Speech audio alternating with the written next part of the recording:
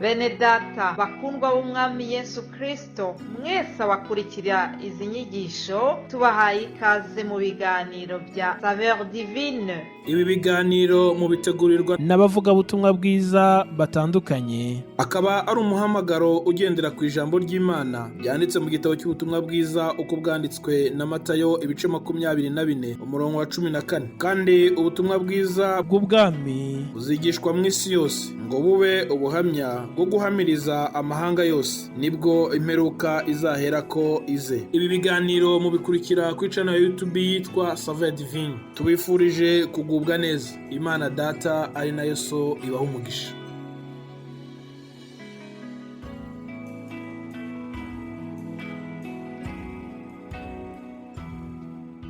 Yesu ashimwe inshuti z'umusaraba, bene data bakurikira iki kiganiro Saveur Divine.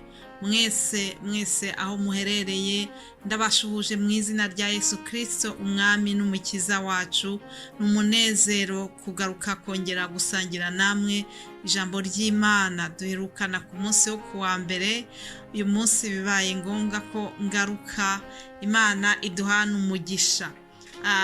Turi ku ijambo rivuga ngo guhindurira abantu kuba abigishwa ba Yesu Kristo. Ni itegeko Yesu yasigiye abigishwa be muri Matayo 28. Arababwira ngo nuko mugende muhindura abantu bo mu mahanga yose abigishwa. Ibikurikira simbyinjiyemo, ndi ku ijambo rivuga guhindurira abantu abigishwa. Ariko mbere yuko tujya muri uwo mutwe wacu w'iki cyumweru, munyemerere dusangire amagambo make yo mu Bakolosayi nafata nk'urufunguzo. Reka tuyavuge ko ari urufunguzo rw'uyu munsi. Abakolosayi 3 umurongo wa mbere handitse ngo nuko rero niba mwarazuranywe na Kristo, mujye mushaka ibiri hejuru aho Kristo ari yicaye iburyo bw'Imana. Mujye muhoza umutima ku biri hejuru atari ku biri mu isi. Haleluya. Umwigisha wa Yesu Kristo wiyemeje gukurikira Yesu Kristo akaba umwigisha we, agomba guhora ashaka ibiri hejuru, agomba guhora ararikiye ibyo mu ijuru. Iby'isi akabifata nk'aho ari ibintu by'agaciro gake cyane, ahubwo umutima we ngo akawuhoza ku biri mu ijuru. Hanyuma no ku murongo wa 12 tubona irindi jambo ritwereka ukuntu umuntu wakiriye Kristo, umuntu w'umwigisha wa Kristo, uburyo agomba kwitwara. Uyu murongo wa 12 harahatubwira ngo nuko nk'uko bikwiriye intore z'Imana zera kandi zikundwa, mwambare umutima w'imbabazi n'ineza no kwicisha bugufi n'ubugwaneza no kwihangana, mwihanganirana kandi mubabarirana ibyaha uko umuntu agize icyapfa n'undi. Aleluya. Imana idufashe kugira ngo tugire imyitwarire y'abantu bakiriye Yesu by'ukuri. Imana ishimwe. Ibi mbanze kubasomera ni ibintu biranga umuntu wamaze guhinduka akaba un disciple wa Yesu. Imana idufashe kugira ngo tubigenderemo, kugira ngo tube urumuri rw'isi, kugira ngo tube umunyu w'isi nk'uko Yesu yaduhaye izo nshingano ubwo yavugaga ngo muri umunyu w'isi. Aleluya. Ni twebwe tugomba gutanga uburyohe muri iyi si yuzuye ubusharire. Imana rero idufashe tubigenderemo koko. Hanyuma reka rero dusangire ibyerekeranye n'iki cyigisho twafashe iki cyumweru. Hariho ibintu by'ingenzi umuntu wiyemeje gukurikira Yesu agomba kumenya. Hariho ibintu by'ingenzi umuntu ushaka kwigisha abandi ibya Yesu agomba kumenya. Hari amahame akomeye abanza tugomba kumenya.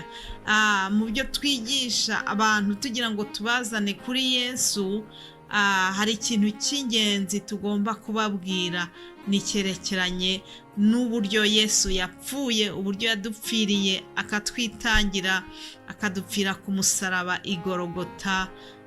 Icyo ni ikintu gikomeye tugomba kubwira abandi. Kandi urwo rupfu rwa Yesu rwari rwarahanuwe kuva kera cyane. Ntabwo ari ibintu byaje ari impanuka, oya, byari bizwi na Yesu ubwe. Yajyaga abibwira abigishwa be igihe yari ari kumwe nawe, ubwo yari ari muri iyi si. Ni kenshi yavuze ku byerekeranye n'urupfu rwe. Abahanuzi barwanditseho. Umuhanuzi Yesaya aruvugaho, avuga uburyo Yesu yazize intimba zacu. Yesaya 53. Reka dusoma ayo magambo akomoza k'urwo rupfu rwa Yesu. Umurongo wa 4 haratubwira ngo ni ukuri intimba zacu nizo yishyizeho, imibabaro yacu niyo yikoreye. Ngo ariko twebweho twamutekereje nk'uwakubiswe n'Imana, agacumitwa nayo, agahetamishwa n'imibabaro. Nyamara iri jambo uryiteho cyane, ngo nyamara ibicumuro byacu nibyo yacumitiwe, yashenjaguriwe gukiranirwa kwacu, igihano kiduhesha amahoro cyari kuri we, kandi imibyimba ye niyo adukirisha. Imana ishimwe cyane. Ngo imibyimba ye niyo adukirisha. Muntu ushaka kumenya iby'inkuru za Yesu, muntu ushaka kugirana ubucuti na Yesu, wowe ukiri mu gushakisha, wowe ushaka kubana nawe, wowe ushaka ko aba inshuti yawe, niba ushaka kuba umwigisha wuzuye wa Yesu, umwigishwa nako, ndagira ngo ubanze usobanukirwe iki kintu cy'uburyo Yesu yatwitangiye ku musaraba. Yikoreye ibyaha byacu.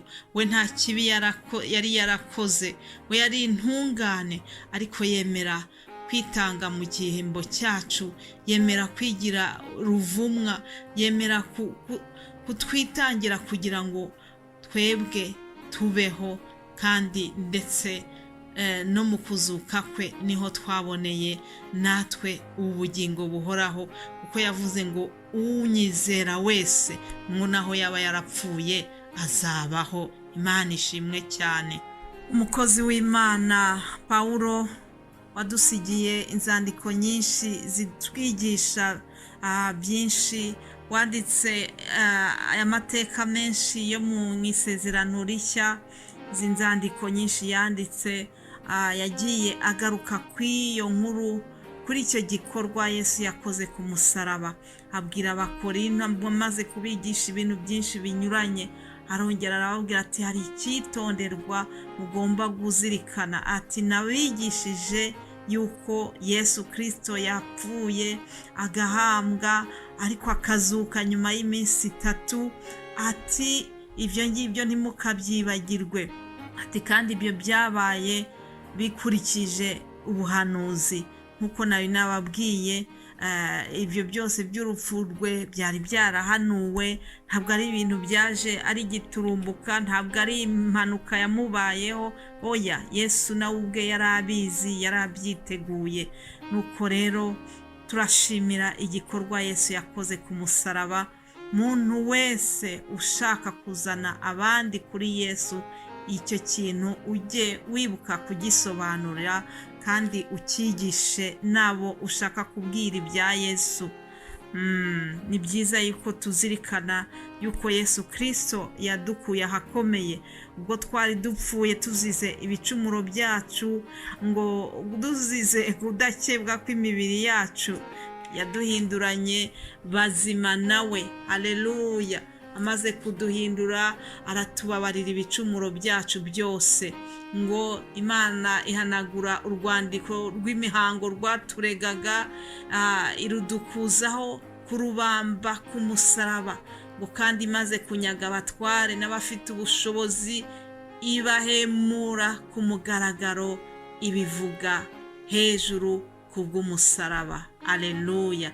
Yesu ku musaraba w'igorogota yanyaze abafite ubutware bari badufiteho ubutwari, ibanyaga ubutware bwabo, maze aratubabarira.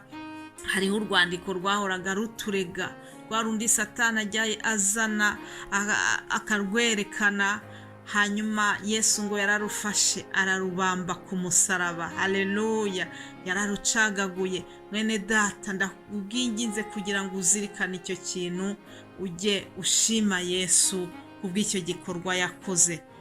Imana ishimwe cyane.